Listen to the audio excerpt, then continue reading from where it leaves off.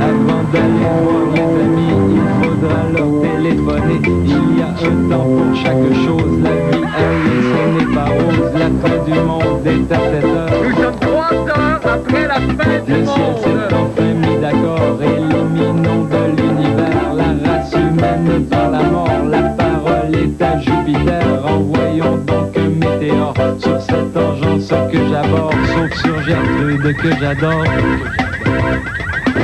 Vendredi 25 février 2000, Jean-François Lisée tente par tous les moyens de convaincre le Québécois moyen de la valeur de son option référendaire. Mais qu'il commence donc par me convaincre que Lisée est un vrai nom de famille. Imaginez si son prénom était Para. Ce pauvre homme serait paralysé. Tout comme le débat constitutionnel, mon Dieu, quelle ironie. Et quoi ne pas faire en fin de semaine avec Bruno Blanchet? Bon, Blanchet, un autre nom de famille à coucher dehors. Imaginez s'il s'appelait Roudoudou. Roudoudou Blanchet, que ce serait ridicule.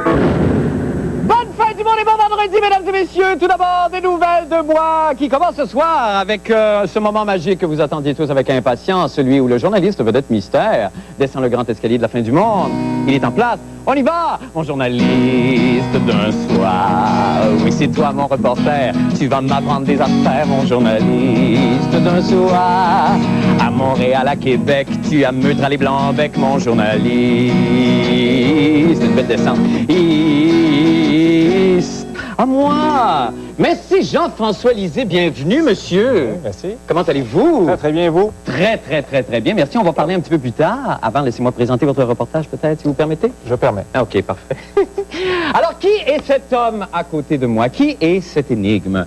Comme les grands mythes de l'humanité, tel le centaure, tel la licorne, le rideau vert. Non, ça, c'est pas, c'est ça, excusez-moi, c'est sur les théâtres. Enfin, qu'importe. Cet homme a fait parler de lui récemment plus que quiconque, surtout à cause de ce livre incendiaire, sorti de secours, dans lequel non seulement il dénonce l'obstination à vouloir tenir absolument un référendum sur la souveraineté, mais propose en plus une excellente recette de brownie, je pense. Oui, c'est bien, ça a été noté par personne avant vous. Ben, c'est ça, c'était sur mes notes. Oui. Et d'ailleurs, c'est ça qui nous vaut la hargne de certains péquistes enragés, dont Lucien Bouchard, qui ne supporte pas le mix chocolat-pinot, apparemment. C'est ce qui est écrit dans mes notes, en tout cas. Alors, on va regarder le reportage, Jean-François, qui d'ailleurs dresse un portrait de l'électeur québécois. On regarde le reportage et après on discute avec M. Lisée. Allez-y. Les électeurs québécois ont longtemps voté rouge à Ottawa, bleu à Québec. En 1995, au référendum, ils étaient séparés moitié-moitié sur la question de la souveraineté. Aux élections de 1998, ils ont donné la majorité des députés à Lucien Bouchard, mais la majorité des votes à Jean Charest. Alors, la question du jour, c'est est-ce que les électeurs québécois sont des Machiavels redoutables ou est-ce qu'ils sont complètement dans le brouillard? Ils sont complètement mélangés. Il y en a qui sont stratèges, mais il y en a beaucoup qui je pense qui sont mélangés. J'ose espérer que ce sont de fins stratèges. Je pense que c'est une question personnelle. La fameuse politique de la ceinture et des bretelles, les Québécois l'ont toujours eu. Souvent dans un même questionnaire sur la question nationale, des gens qui veulent la souveraineté du Québec, en même temps veulent que le Québec demeure une province du Canada. Est-ce qu'ils comprennent cette contradiction? Pour eux, c'est pas une contradiction. Autrement dit, ils veulent que ça aille plus loin, mais tout en allant bien. They're completely mixed up. Disons qu'il y a deux Québécois. Il y a le Québécois vraiment séparatiste, qui compte anti-américain et tout, puis il y a le Québécois qui va accepter faire partie de l'Amérique du Nord. Les résultats qu'on a, c'est ce que veulent les Québécois. J'imagine. Les gens souvent vont jouer la carte de la souveraineté comme un outil de négociation. Ils veulent en fin de compte faire pencher le levier du côté de Québec et ils vont l'utiliser.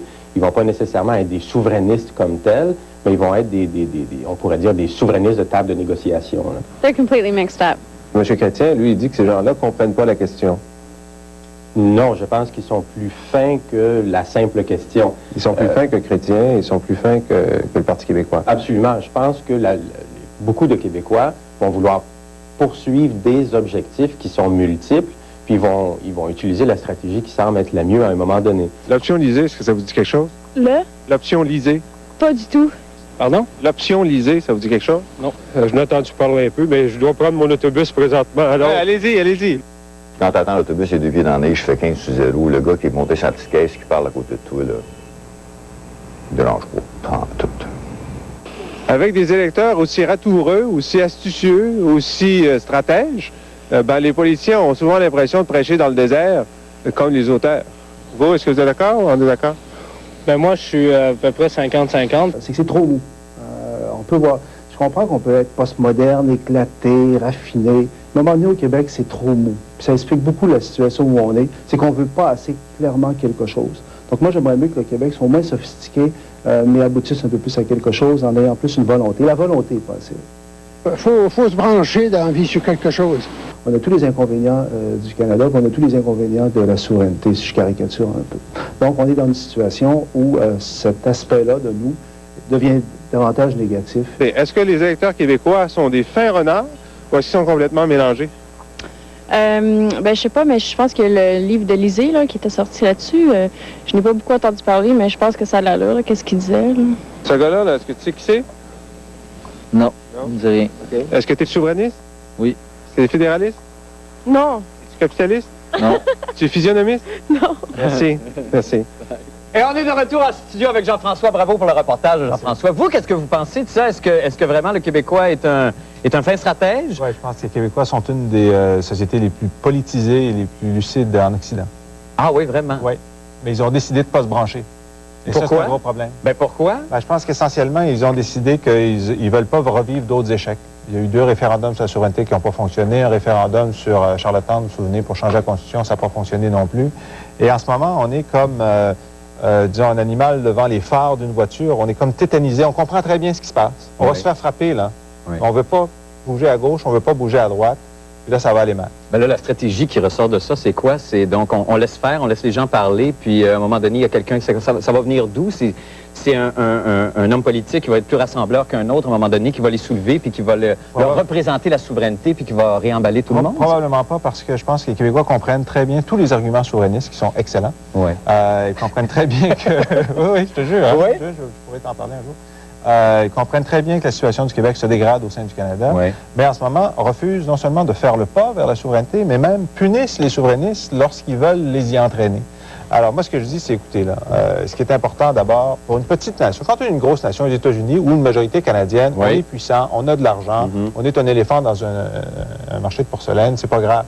Une petite nation doit être très agile, doit pouvoir bouger rapidement, elle doit savoir ce dont elle a besoin et ce qu'elle veut. C'est pour ça que ce que je propose dans Sortie de secours, c'est d'abord s'entendre sur ce dont on a besoin et ensuite être très agile pour essayer de sortir de notre pétrin. Oui, mais ce que vous proposez, il y a des gens qui disent, ben oui, mais même si on arrivait après un référendum où on demandait aux gens d'aller chercher des pouvoirs supplémentaires à Ottawa, que Ottawa, on est la dernière de leurs préoccupations de toute façon, que ça ne leur intéresse même pas de négocier avec nous, c'est probablement ce qui risque d'arriver, même après un référendum très gagnant. Absolument. Moi, je dis la première chose à faire, c'est entre nous se dire ce dont on a besoin. Ça, en ce moment, on ne le sait même pas. Donc ça, il faut savoir ça.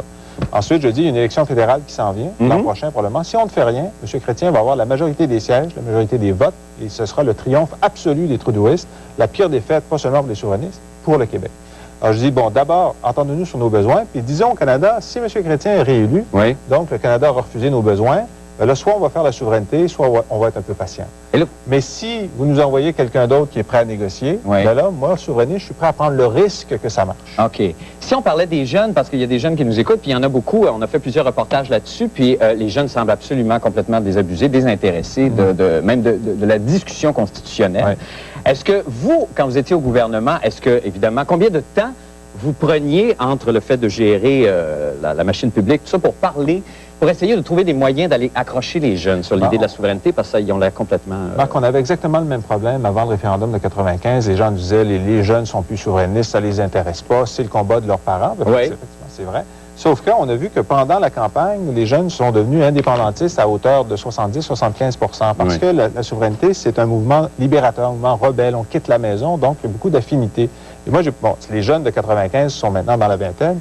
Moi, j'ai pas de doute que si on refaisait ce mouvement-là maintenant, il y aurait un peu la même réaction. Donc, vous pensez que c'est pas une cause perdue, la souveraineté? On n'arrête pas d'en parler. Juste que pour l'instant, c'est pas à l'ordre du jour et les gens ne veulent pas qu'on essaie quelque chose qui, pensent-ils, ne fonctionnerait pas. OK. Bien, merci Jean-François. C'est malheureusement tout le temps qu'on a, mon Dieu, mais au nom de toute l'équipe, merci de votre reportage. On voudrait vous décorer d'une jolie petite déclaration, le petit gars qui force. Le petit gars qui force. Ah, C'est joli, très hein? bien. Oui, oui. Vous pouvez la donner à Marianne ou à quelqu'un d'autre, en tout cas, qui pourra s'amuser avec si jamais. Puis après, on peut la reprendre aussi parce qu'on n'en a pas d'autre. Quand c'est fait avec goût. Ah, quand c'est fait avec goût, c'est toujours ça qui compte, hein? On en a-tu de la classe pareil ici, nous autres, hein? C'est incroyable. Maintenant, dans un tout autre ordre... Merci beaucoup, Jean-François. Maintenant, dans un tout autre ordre d'idées, et ça va vous intéresser, je pense, Jean-François, parce que vous qui êtes grand amateur de confidence et de sport de glisse, je pense, hein? Ah, les deux. Ah, les deux, c'est ça. Alors, on m'a souvent demandé, Marc, quand est-ce que tu vas mourir? Bon, tout ce que je peux répondre, moi, c'est que je me force, mais que voulez-vous, la vie s'accroche à moi là, comme une boulimique à une bolle. Mais s'il y a une chose dont je suis certain, c'est que je ne quitterai jamais ce monde tant que je n'aurai pas pu livrer à mon public ma passion du ski. Et c'est ce que je vous offre ce soir en 3 volets avec la complicité de Fabienne Larouche, pardon. Merci, Jean-François.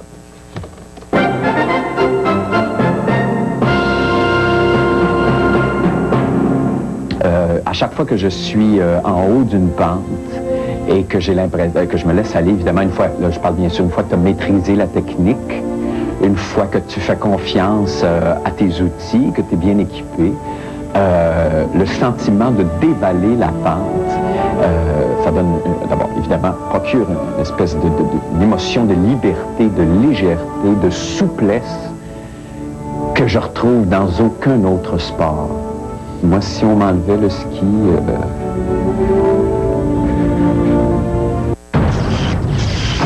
Le cardio Thai box.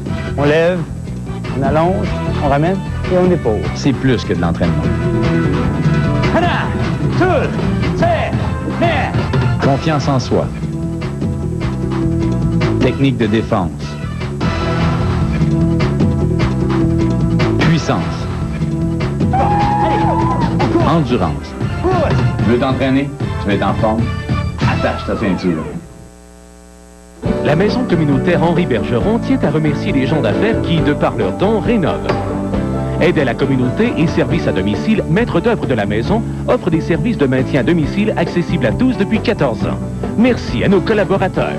La dernière fois, je te le demande, où se cache l'escouade TQS Métro GP? Vous les arrêterez jamais. Ils vont me retrouver, puis on va continuer à animer des activités spéciales. Ça y est, je l'ai repéré. À gauche! Pour le dernier party TQS Pizza Salvatore, nous nous sommes rendus à la polyvalente de Saint-Georges-de-Beauce. Vous êtes fermés! Laissez-le sortir! Vous arrivez juste à temps. Êtes-vous prêts pour notre mission? Oui, chef! Et vous?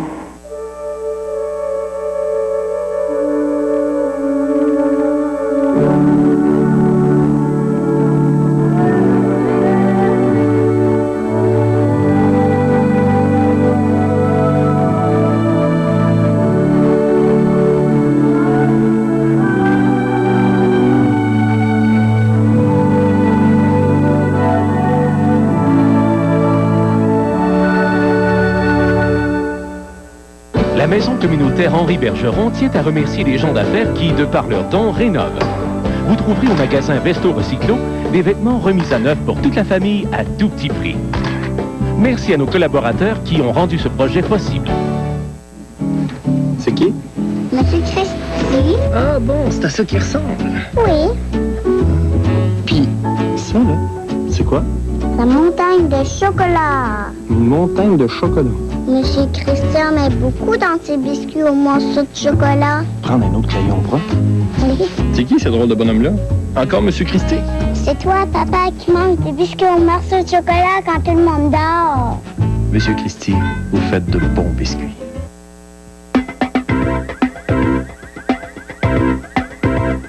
C'est maintenant le moment de la chronique Quoi ne pas faire en fin de semaine avec Bruno Blanchet. Yeah!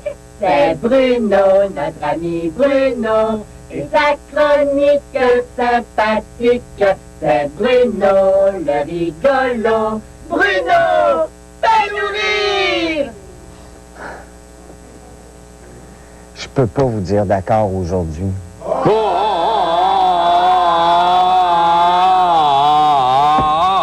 Je peux pas. J'ai rien préparé pour vous faire rire, je m'excuse. Ça a été une... Non, mais ça a été une semaine comme ça. J'avais une toute petite idée que j'ai traînée toute la semaine, que j'avais préparé tout, puis j'ai pas eu le courage de la Ben voyons donc, Bruno, qu'est-ce qui se passe? Je ne sais pas. Qu'est-ce qui manquerait? Voyons donc, vous faites pas confiance. période insécure. Ça doit être ça, hein? Mais c'est fou, faut pas se laisser aller, Bruno. Tellement d'imagination, de poésie. Ça me prendrait peut-être... Quoi? Peut-être une petite musique. Une musique? Oui. Une musique? Est-ce qu'on a une musique il me pour semble que ça- encourager, Bruno? On a une... Wow!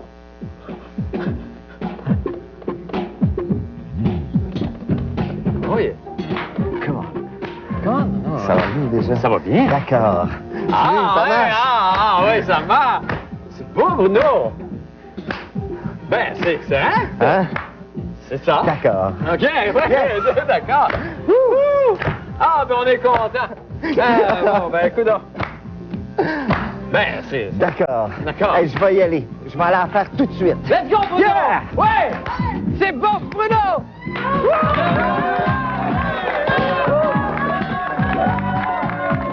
Yeah. Yeah.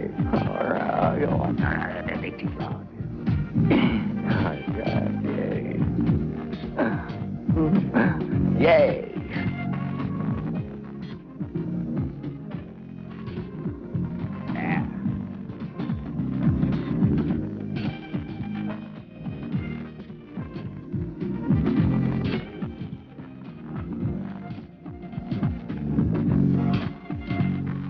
Yeah.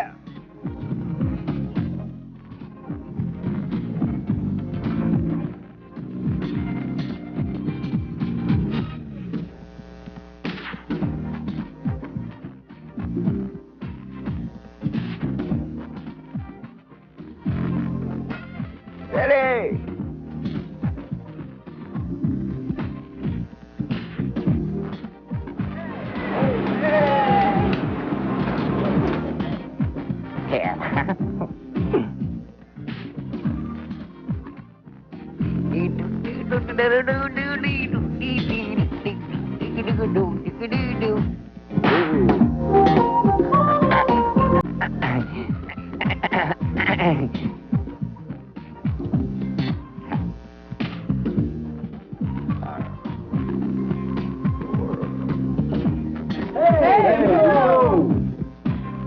Yeah.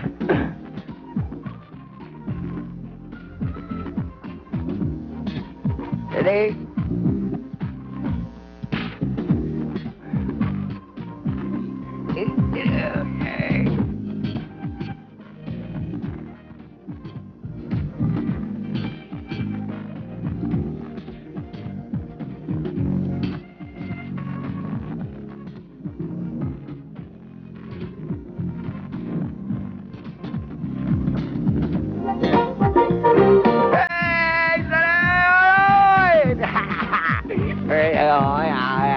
All right, hey, salut.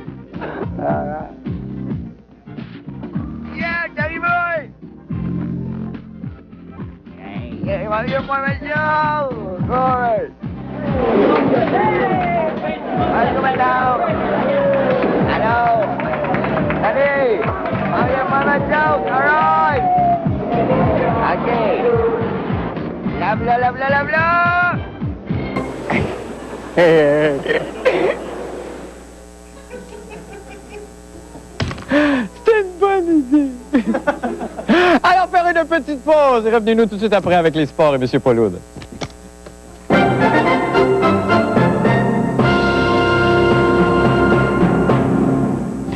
Monter le chairlift, par exemple, quelque chose qui est assez banal, mais c'est un moment extraordinaire pour être en silence et prendre le temps d'écouter la montagne, d'écouter le vent, d'être à l'écoute, peut-être de rencontrer des gens, d'écouter l'inécoutable. Il faut en sortir de ça, ça devient insupportable. C'est, je pense, après ma famille, c'est la chose qui est la plus précieuse pour moi. Salut, ici Éric Martel du 96.9. C'est quoi? Demain, dès midi, manquez pas les week-ends du millénaire. On revit 10 ans de musique avec la génération 70 et ça s'appelle pas les week-ends du millénaire pour rien. On vous donne 1000 $ cash assuré et c'est offert par Instachèque. Et pour plus de détails sur la fin du monde, manquez pas Jean-René Dufort tous les matins. Ayez trop de bonheur.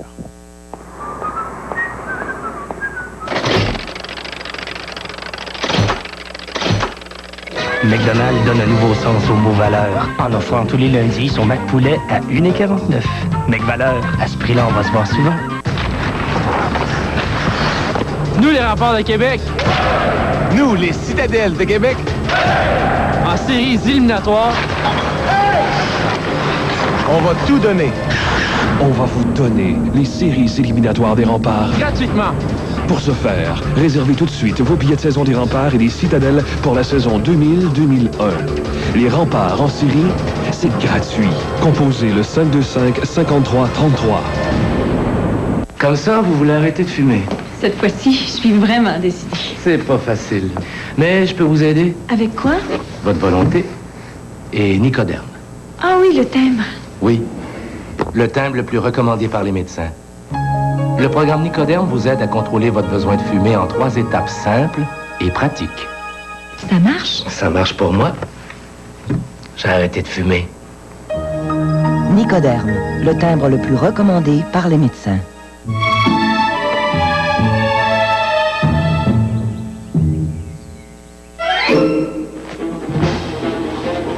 La Cavalier 4 portes est maintenant équipée d'une boîte automatique 4 vitesses avec traction asservie, d'un régulateur de vitesse, du verrouillage électrique des portes et du télédéverrouillage.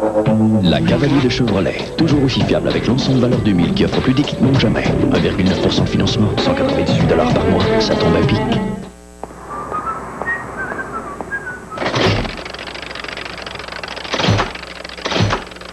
McDonald's donne un nouveau sens au mot valeur en offrant tous les lundis son Mac Poulet à 1,49 $. McValeur, à ce prix-là, on va se voir souvent.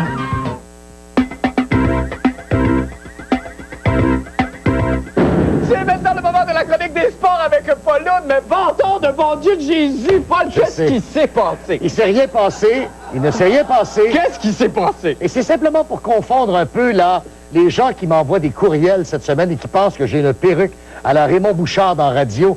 Je voudrais faire un test tout de suite. Voulez-vous, s'il vous plaît, me tirer les cheveux pour montrer que ce n'est pas une postiche? Vous y tenez vraiment? Allez. Ben non. Allez, non, mais... Ben là, ben pas, allez. quand même. Ben oui, ben je peux pas aller... Non, non, c'est vraiment... Sec.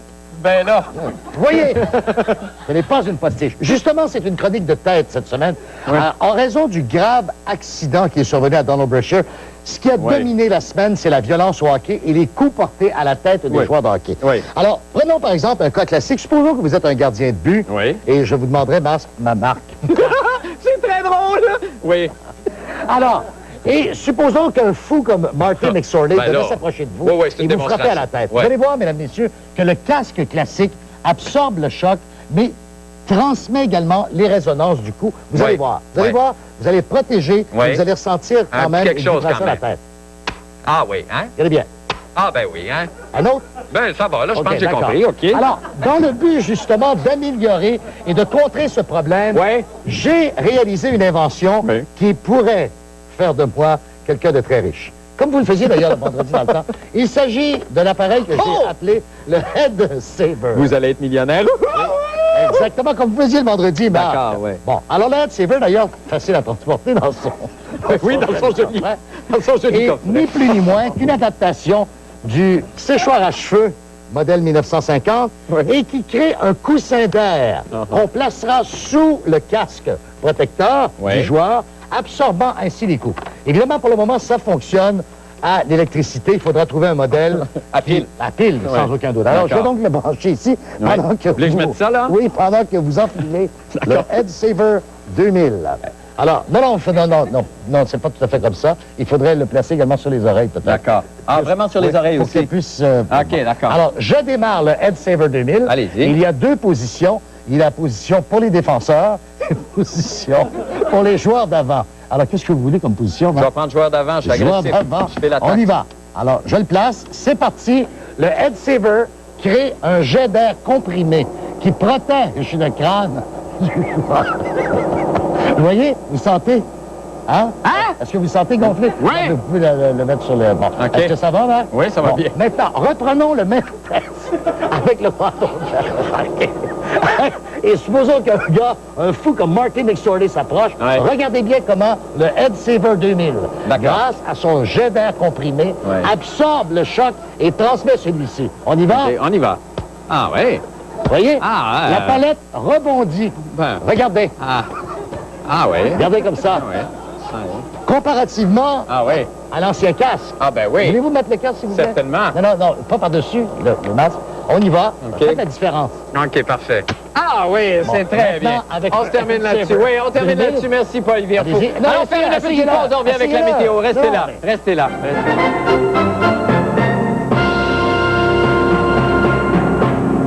On tombe en ski, oui, ça m'arrive encore rarement, mais ça m'arrive encore de tomber ou de chuter en ski quand les conditions sont assez mauvaises. Je tombe, je me relève.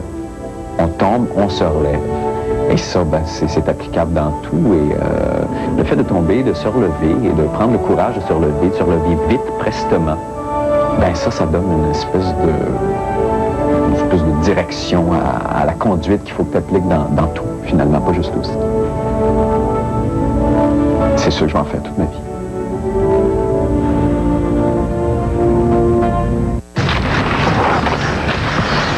Nous, les Remparts de Québec. Nous, les Citadelles de Québec. En séries éliminatoires. On va tout donner. On va vous donner les séries éliminatoires des Remparts. Gratuitement. Pour ce faire, réservez tout de suite vos billets de saison des Remparts et des Citadelles pour la saison 2000-2001. Les Remparts en série, c'est gratuit. Composez le 525-5333.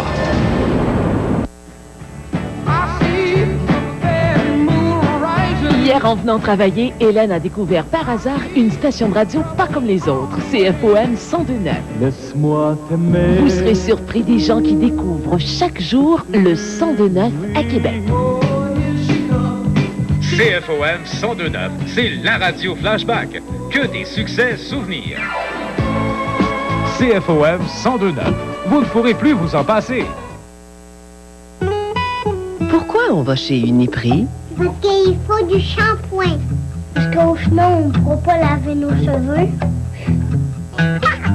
Moi, mon papa, il n'a pas besoin de shampoing parce qu'il a attrapé la calvitie. Cette semaine chez Uniprix, eau de Javel concentré option plus 99 cents. Également papier hygiénique Magesta 2,99. C'est quoi la calvitie? C'est quand tu laves ta tête comme ça avec une débarbouillette. Hein? Ce mercredi, les sports professionnels peuvent être vraiment dangereux. Très dangereux. Ouch! Une émission qui va faire mal. Sport en folie, ce mercredi 20h à TQS. Ce mercredi. Ma vie sexuelle a toujours été assez artisanale, dans le sens qu'elle est entièrement faite à la main. Quel est votre chanteur préféré? Les mecs comiques, mercredi 19h à TQS.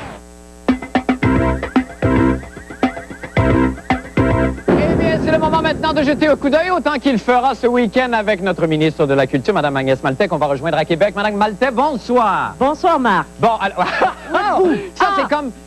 On est là! Oui, je pensais que vous étiez au même endroit qu'hier soir. Non, on change, on est tellement irrévérencieux. D'abord, Mme Maltais, merci beaucoup d'avoir passé la semaine avec nous. Ça a été un plaisir. Ben, ce fut une semaine chargée pour vous et merci beaucoup d'avoir pris ce temps-là. On y va avec... la météo, oui, bien sûr, parce que quand même... C'est important, c'est capital. J'essaie de livrer un message à la population, M. Lavrèche. Allez-y. Nuageux, pour Montréal, nuageux avec averse en fin de semaine, minimum -1, maximum 8. Oui. Donc, printemps pluvieux. Québec, ciel variable, minimum -4, maximum 3. Profitez-en. Ben, on n'a qu'à vous remercier encore une fois. Et puis, mon Dieu, au nom de tout le monde, évidemment, que vous ayez les moyens auprès du gouvernement d'aller chercher de l'argent pour tous ces artistes qui en demandent. On espère bien gros, j'imagine, qu'on puisse aller chercher des millions supplémentaires. Y croyez-vous? J'y travaille très fort. Ben, on compte sur vous. J'ai foi. Merci, Mme Maltais. Bon week-end. Bye, tout le monde. Surveillez la chronique de la fin du monde dans l'édition du lundi du Journal de Montréal et du Journal de Québec. Et ne manquez pas demain le cahier Week-end.